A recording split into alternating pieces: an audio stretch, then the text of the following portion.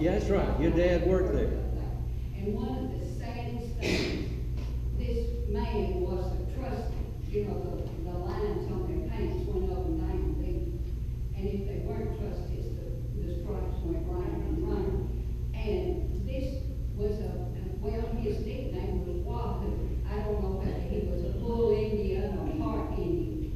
But I had a dog. Now I'm 12 years old at this time. This was the dog I had rescued. And this dog loved Wahoo better than anything in the world, and Wahoo loved him. And when they would go to the field, they'll take the long line, you know, out there to work. And when they came in, the dog, Ace, would come home. And then when it was time to go back, they would hit that little triangular metal thing to know it. And Ace would go, pew, right out the door, because he knew what that meant. Well, Wahoo's time was up, and he was going to get time to be let out. And he wanted me to let him have the dog. And y'all, that was a great sacrifice for me, but I made it. And he got his suit, and I think $25, Yeah. and they left. And that afternoon, we got a call from Drew, which was about 7-8 miles down the road. And Wahoo had tried to rob Bill Bryant's office, who was one of huge farmers at that time. And he and Ace were both in the calaboose. That's what they called it. So the dog And got we in went trouble. down and got Ace, but we had to leave calaboose. Calaboose. I had to leave Wahoo in calaboose. But he had been in about 6 or 7 prisons all over the country. Had been sent to prison when he was like 17, 18 years old. Yes. And my dad made the observation that he didn't know how to live outside. And it terrified him when he got out. Well, So he got all the way down to Drew's. There are a couple reasons why. We ran into this in our research back in the 70s. One reason why people go back, the recidivism rate is high, is that they don't know how to live once they get out. I mean, if they've been in there for 35, 40 years, and they come out with $20 in their pockets and just clothing on their back, they don't know how to live. They don't know how to get work, all right? And so they often will do something just to get back in. And when Ben and I went out, we ran into a case like this. He said, I don't know what to do. I can't make a living. I'm going back. What are you going to do? Well, I'm going to rob somebody and they'll send me back in. So there are reasons why they can't adjust or they can't survive in the free world. Pardon? Who could? I was watching a documentary on TV like last week, and they were talking, I think it was New York State. They let them out with the clothes on their back, and they got $8. I mean, what? If you don't have any family, or if you live 3 states away from them, how do you even spend the night to start making Or if you went in 10 years ago and you come out to this world. It's different. Well, I mean, I think we do bear some responsibility for. Yeah, maybe you saw this incarcerated person who was wrongly incarcerated for a murder, and he was proven to be innocent, and he was released after about 30, 40 years, and they gave him $20 and suit on his clothes. I mean, one suit of clothes, and he just went out. And what he did, he went out with his $20, bought him some fried chicken and French fries. And they didn't have more money. Now, unfortunately, he died within a short period of time. But the state, I don't know, was it Alabama? Are you following me, the story that came out on television? Anyway, the state, Alabama, wherever it was, Georgia, Tennessee, wherever it was, there was some sort of suit brought against the state to pay for it because he was wrongly incarcerated. But he lost the case. Some states have restitution, but some don't. Yeah, he lost the case. Some have conditions on it too, like if the state intentionally did something or withheld, and if they didn't, and he was just convicted by the jury, then and there are people that have been in there for years, decades. All right, we'll shift gears. This is called Essays on a motion. Essays on a motion. I'll read the introduction and then I'll go into it. Having been in the marriage business for decades, I've had countless numbers of couples to promise to hold, to have and to hold from this day forward. I say countless because I've not kept record of the marriage ceremonies I performed, but the promises couples have made with good intentions, I presume, was to remain in a state of growing marriage from this day forward. In other words, they were to have a growing, developing, meaningful relationship as long as they live. Fortunately for us as human beings, we have been created with a repertoire of emotions to exercise when it is appropriate and healthy. The range includes, this range of emotions includes guilt, anger, fear, grief, anxiety. And when there's a valid reason for feeling responsible for a wrongdoing or saying, guilt is appropriate. When there's a real reason, a real danger, fear is appropriate. When there's reason for a strong feeling of displeasure, anger serves a purpose. When a loss of a loved one has occurred, grief is a healthy emotion or a set of emotions to have. And when there is a painful uneasiness of mind, anxiety may be expected to rush through our emotional system, giving us additional energy to fight or to flee. Now, although these emotions may be healthy and expected, they're not to remain with us to have and to hold from this day forward. They are to be experienced as long as the emotion contributes to the recovery or well-being of the person. The following essays will examine the experiences of guilt, anger, grief, fear, and anxiety. What brings on these emotions? And how long should they remain dormant in our emotional system? As a positive following to these emotions, those of us who have not, but hold on to, is the emotion of love. This is one emotion that we should have and we should hold on to. The other emotions we should not hold on to. Have, but not hold on to. Let's move over to guilt. Let me give you an illustration. As human beings, we've all had a wide range of emotions like guilt, anger, and fear. For the most part, we express these emotions within appropriate boundaries, but there are those persons who hold on to these emotions well beyond the range of healthy appropriateness. Let's take the emotion of guilt and let's examine its applied appropriateness. With the help of Webster, guilt is a feeling of responsibility for wrongdoing. Obviously, there are those persons who are diagnosed with an antisocial disorder and who have a pervasive disregard for the rights and personhoods of others. They do not care about the feelings of others, and they run roughshod over people and everybody. Most people, however, lie within the broad boundaries of emotional healthfulness. When they, therefore, violate others or society in general, guilt arises, which is a normal response to the wrongdoing. Take these examples. A person tells a deliberate lie about someone.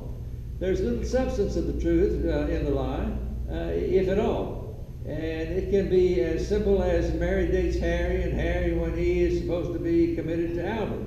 It is not only untrue, but damaging to Mary, Harry, John, and Albert.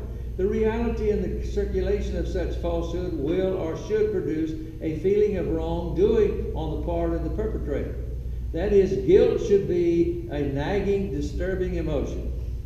In a marriage, a mate violates his or her commitment of fidelity. Arising in the violator should be a feeling of responsibility for the wrong act or acts. Or in a family, sibling rivalry gets out of hand and continues into adulthood. Damage will be done to the offended as well as the whole nuclear family.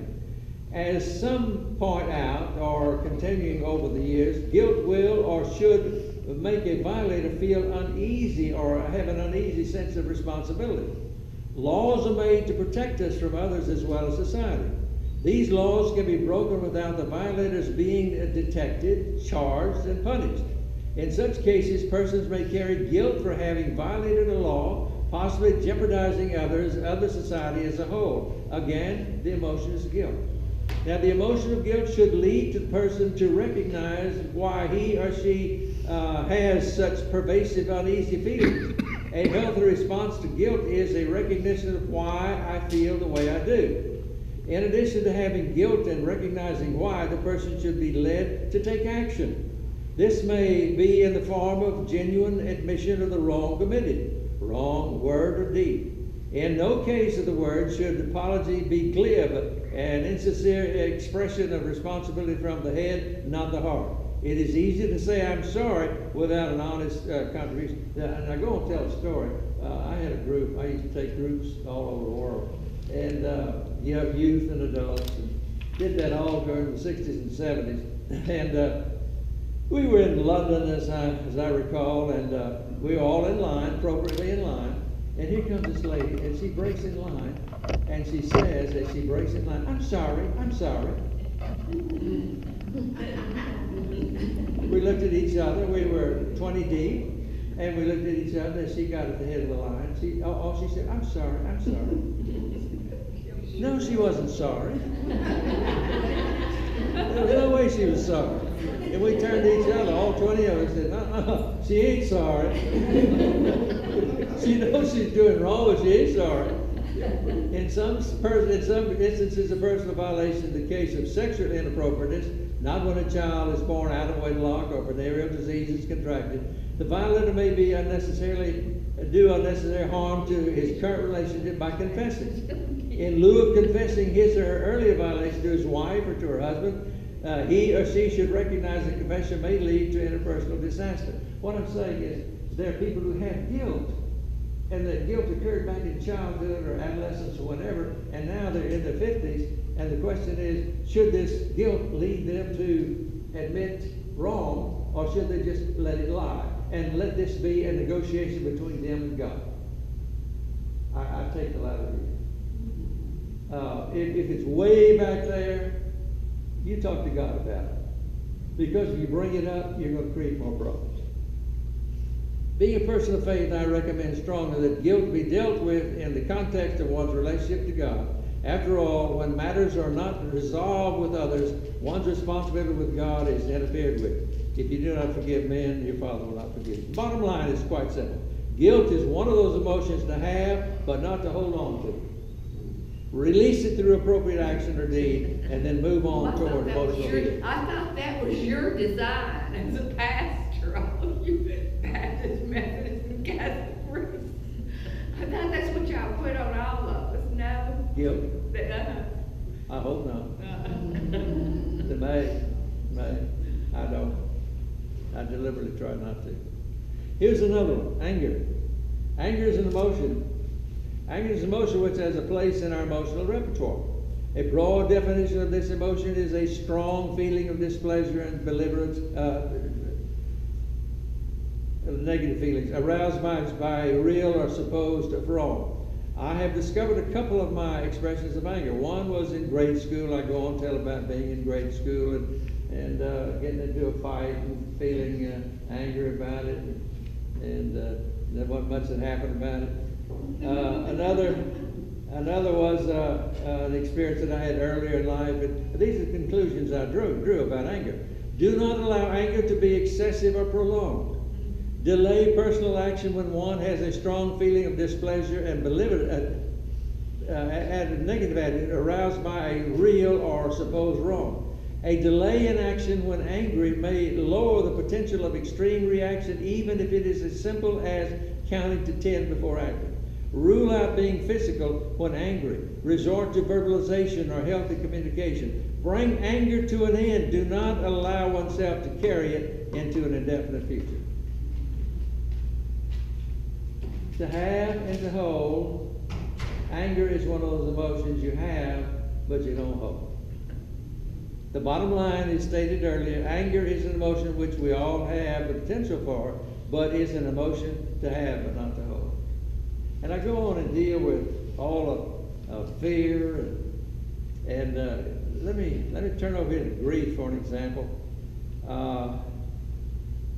In the late 1960s, medical director Elizabeth Kubler-Ross penned a classic work entitled On Death and Dying. On the cover of the book appear these words: what the dying have to teach doctors, nurses, clergy, and their families. After discussing the fear of death, she moves into the written direction of attitudes toward death and dying.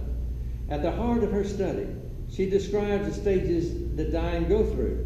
And she goes on to describe the stages that the dying go through, and that those who are accompanying the dying go through. Recovery time under ordinary circumstances will move through the calendar year. Again, in the case of death, birthdays, anniversaries, and holidays will come and go. As grieving persons move through these events, the intensity will or should be reduced. The bottom line is, we all face grief at one time or another. Don't we? Let me give you an example. One that didn't handle it right, a friend of mine. She lost a son. Her husband, the son and the husband were in an automobile accident, and he was killed. And that was 30 years ago. And she's still having grief. That's very damaging. She still hasn't She grieved? still has grief. Oh, still. Deep, deep grief.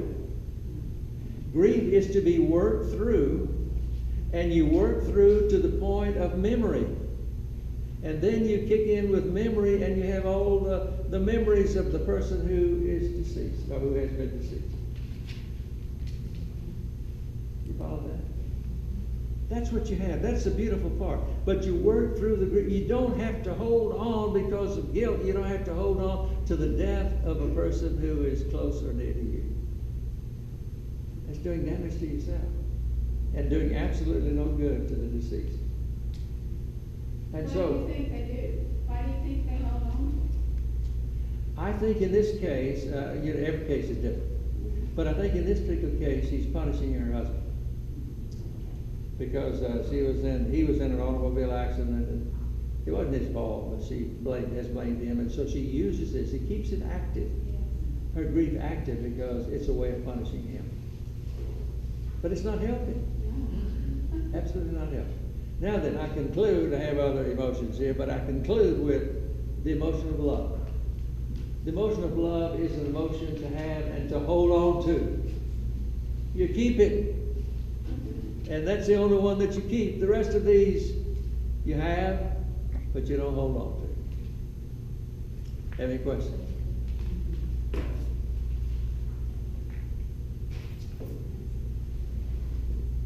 Nobody has any questions about that?